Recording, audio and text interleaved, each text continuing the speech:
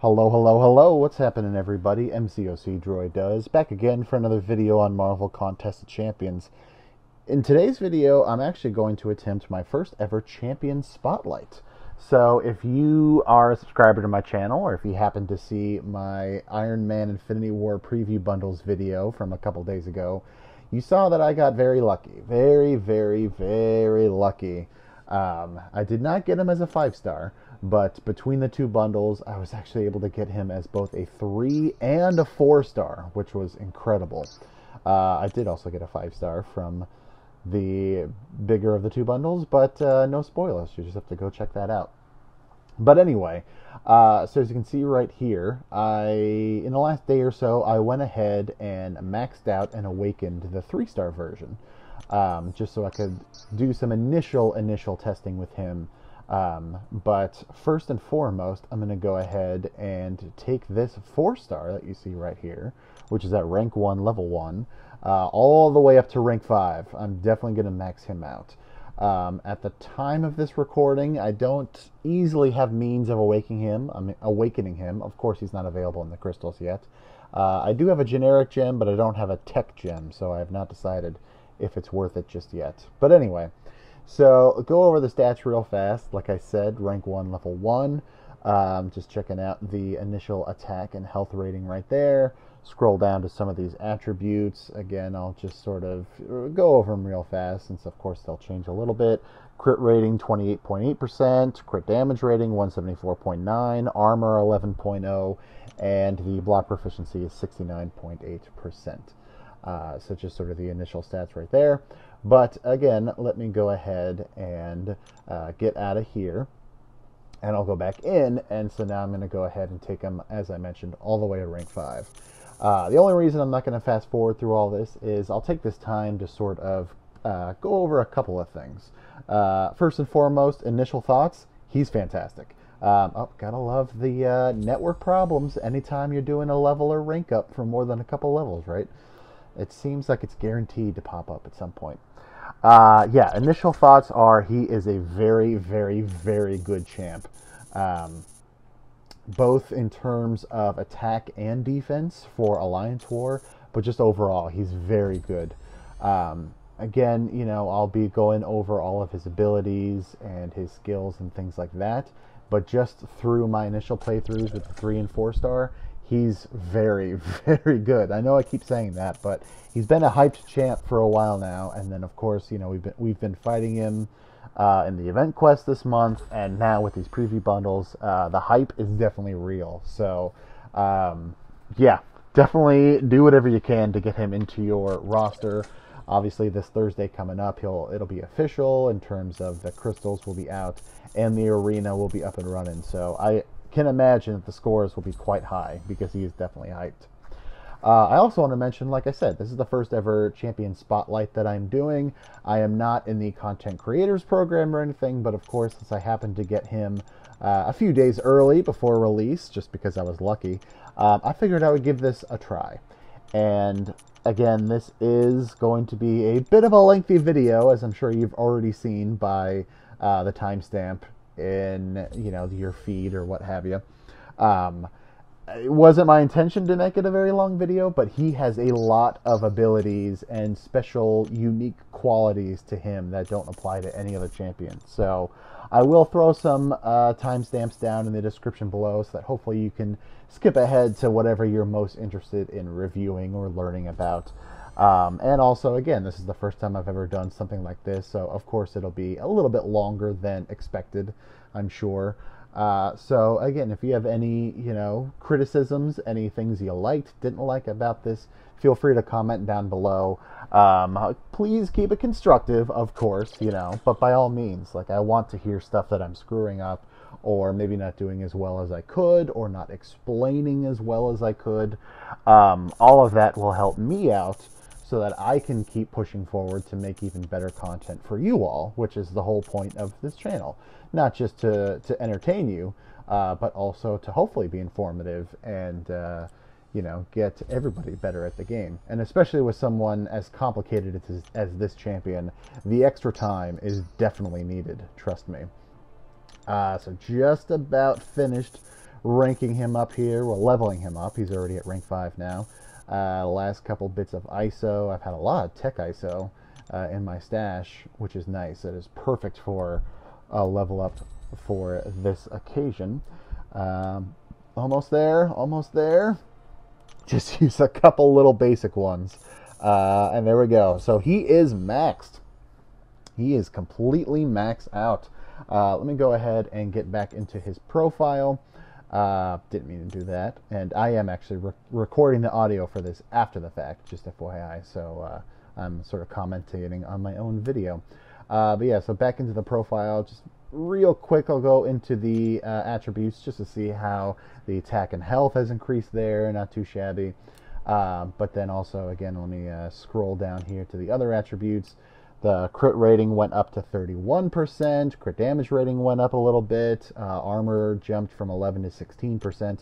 And block proficiency went up to 72%. So not too shabby.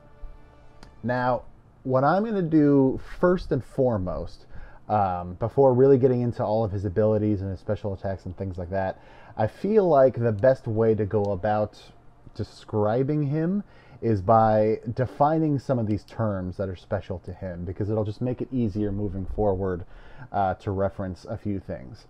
So first up, I'm going to talk about this molecular armor passive. These are his sort of unique armor ups that are not the same as regular armor ups. They're a bit more special. And again, as I said, and as it says right there, it is a passive. It is not an active buff. And I get more on that in a second. So let me go over this real fast. So you get up to 24% chance to trigger one of these armor passives when you're attacking or when you're getting struck by an attack. So it brings the armor rating up for 8 seconds, and the chance to trigger is reduced for each armor passive that's already on you. You do get to start the fight with 1 stack, which is nice and is important. I'll go over that in a little while, particularly on some specific fights. For each stack of it, your crit resistance goes up. But even more importantly, for each armor effect active, it reduces the effectiveness of power drain, power steal, and power burn effects by 18%. Obviously, there are a good number of champs that can do one or multiple of those out there. So, you know, each stack of that really brings it down quickly. You know, you get 5-6 stacks of the molecular armor, and that means you can't be power drained, stolen, or burned at all, which is fantastic. When you do have at least 4 stacks of any armor effect, you get a 100% chance to auto-block the next attack, which will consume 1 of the stacks of armor. And as you can see there, it does trigger parry, which is very key for defensive placement. And a stack of armor is lost each time Iron Man is inflicted by an armor break effect. Again, this is the only way to lose a stack of the molecular armor from your enemy. Since it is a passive, it cannot be nullified. So while I'm talking about the molecular armor, I think this is probably a good time to bring up his signature ability. Now, like I said, my 4-star is not awakened. I do have a generic gem, but I don't have a tech gem. And I'm still debating whether or not he's truly worth a generic or not. I want to do some more testing and see how he does in a couple of scenarios before making that call. But if you remember, I do have the 3-star, and I maxed him out, but I also awakened him, and I intentionally kept him at Sig level 1, just to go over the difference between that and max Sig. So let me talk about this real fast. Once per fight, the suit executes an emergency protocol if you're attacked while 15% health or less remains, which instantly grants you 1.07 stacks of molecular armor. At max Sig, that actually jumps up to 8 stacks of armor, which is amazing. Like I mentioned with the power-related debuffs that can happen, it totally shuts them down. Also, while 15% health or less remains and you have at least 1 stack of the molecular armor, the suit generates 3.63% power per second, and it has a 100% chance to auto-block, which, remember, it does trigger parry, without consuming armor. That's key right there, and I'll show you a little bit in a fight later on. Again, you don't have to start the fight with more than 15% health for that molecular armor boost to trigger, but you do only get it once per fight.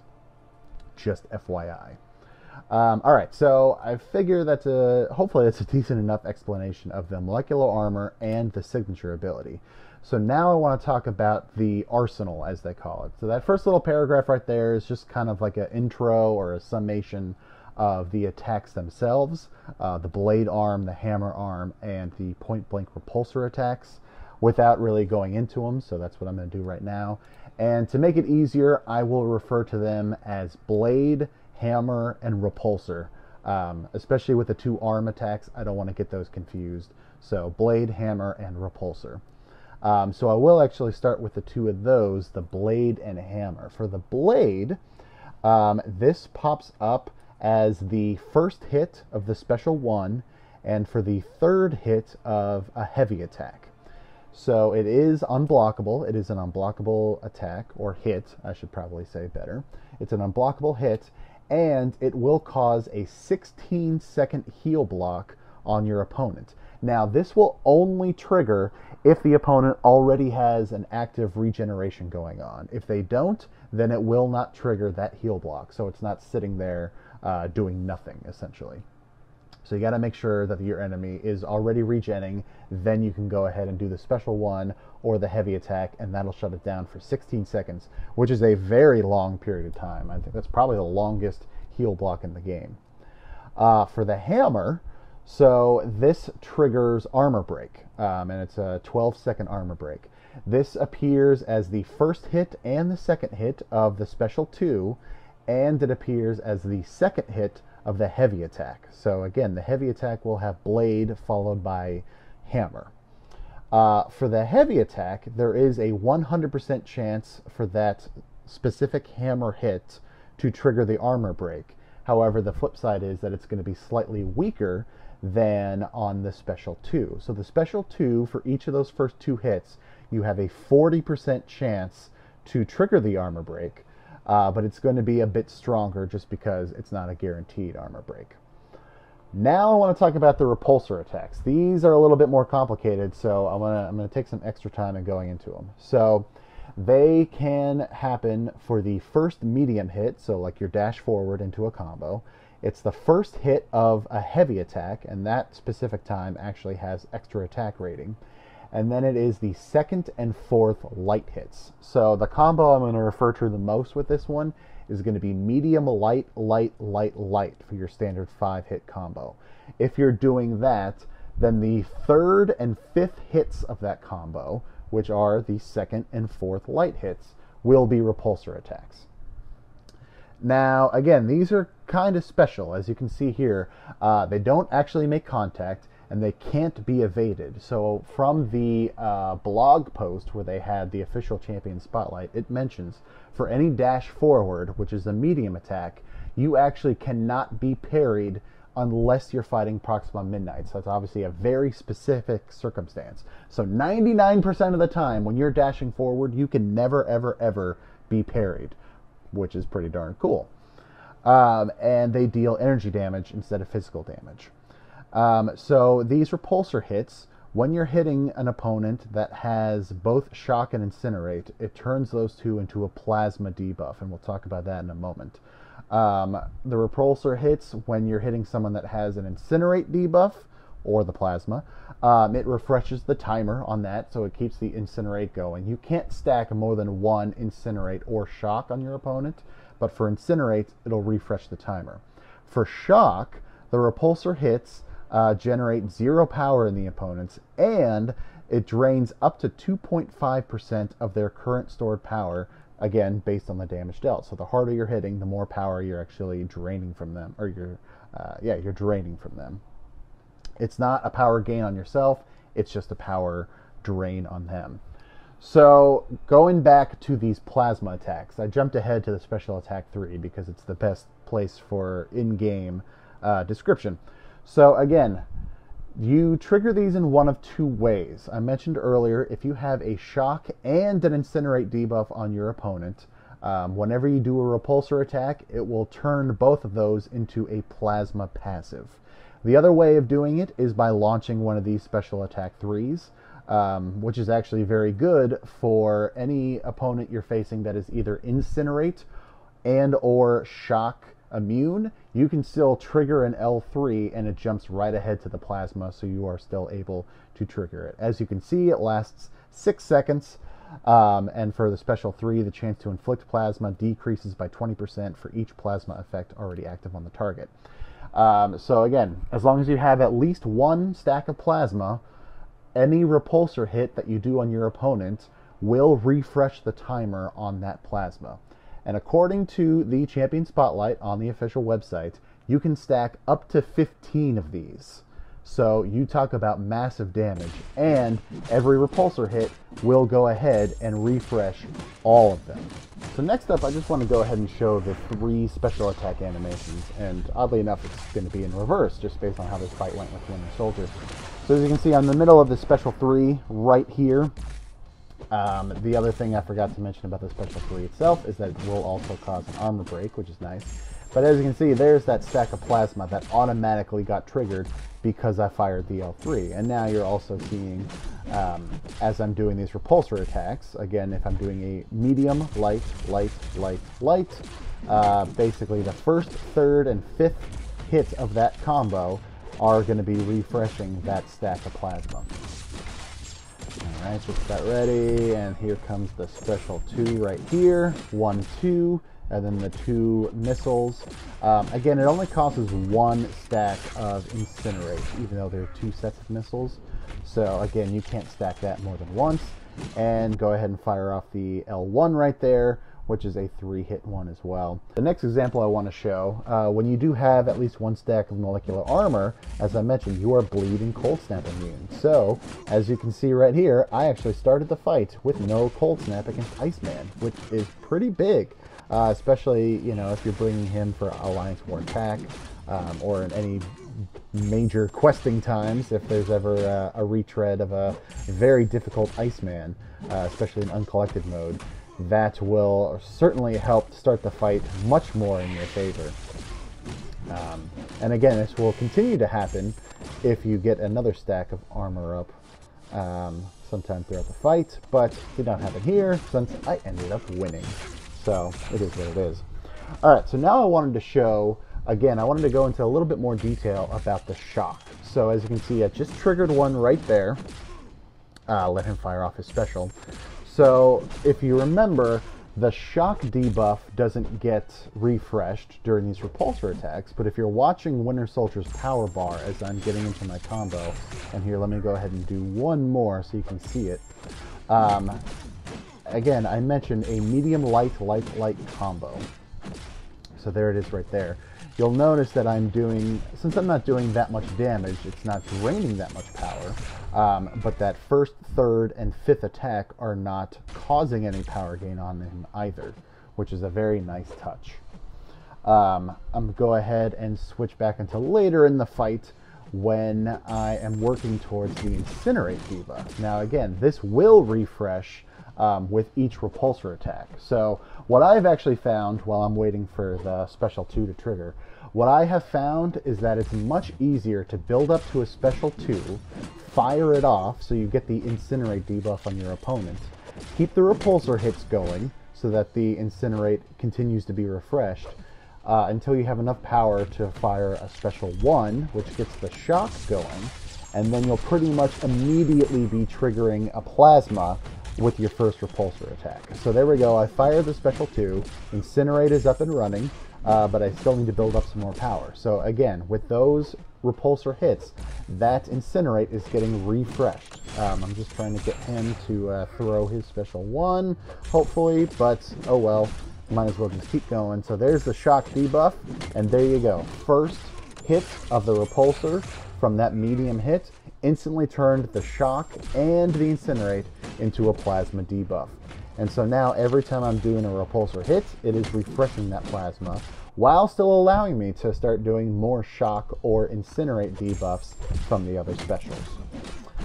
The next thing I want to show right here is his Sig Ability. So again, I did have to switch over to the 3-star version. As I mentioned, the 4-star is not awakened. So remember, once you hit 15% health or less, once you get struck, you will automatically trigger those stacks of molecular armor. At Sig level 1, it's basically 1 stack. So see, I got it right there. And I am getting some more hits in. But I also wanted to show, since I had at least 1 stack of molecular armor, the parry technically got triggered on that special one that Iron Patriot threw. There's another example right there where he just came in for a basic attack. Since I had at least one stack of molecular armor, auto block triggered, and it didn't take any away, which is pretty damn cool, I must say. And again, that can happen multiple times throughout the fight. Real quick, I just want to go over his synergy bonuses, and that is where I'm going to wrap up the video after here. What I ended up doing is switching over to a different person in-game who actually has him as a 5-star, because there is one special synergy that only occurs when you have a 5-star Iron Man. I'll get to that in a second. First one right here, Esoteric Insight with either of the two visions. For Iron Man, molecular armor is 15% more effective at reducing power drain, steal, and power burn effectiveness. Again, that is with each stack of molecular armor, so that pretty much gets you closer to 100% even quicker. And for the visions, the power burn deals 20% more damage. Pretty cool. Familiar Insight, Iron Man gets 10% reduction in blocking. I should probably phrase that better. So when he is blocking, it reduces 10% more damage. So there you go. As you can see, it's with any of the Captain Americas. So for the three of them, any weakness, fatigue, bleed, and petrify debuffs actually last 15% longer. So this is actually the synergy that only exists as a 5-star for Iron Man. It's this Covert Insight. Enemies are 35% less likely to evade basic attacks, and so that is with Black Widow, Punisher 2099, and Stark Spidey. Interesting, and I'm eager to test that out, but again, I don't have a 5-star. I was just pulling this from another person in-game. Then next up you have the Wakandan Insight with Black Panther Civil War and with Killmonger. All three of you, only those three of you, each active armor effect also increases critical resistance by 12%. Again, pretty cool. Not a game changer, but pretty cool. And then lastly is this AI upgrade. It's split into two, but it is the same synergy and it is stackable, so you can get up to a 40% increase. So all teammates recover from armor break up to 10% faster. Again, you've got Iron Man, War Machine, Hulkbuster, Superior Iron Man, Iron Patriot, and Civil Warrior. So you can stack those up to 40% if you have 4 people for your team. But that is going to wrap it up for this video. Hopefully you found it informative and I didn't drone on too long. Like I said, feel free to comment down below. Like, share, subscribe, all that good stuff. Thanks very much, and I'll see you next time.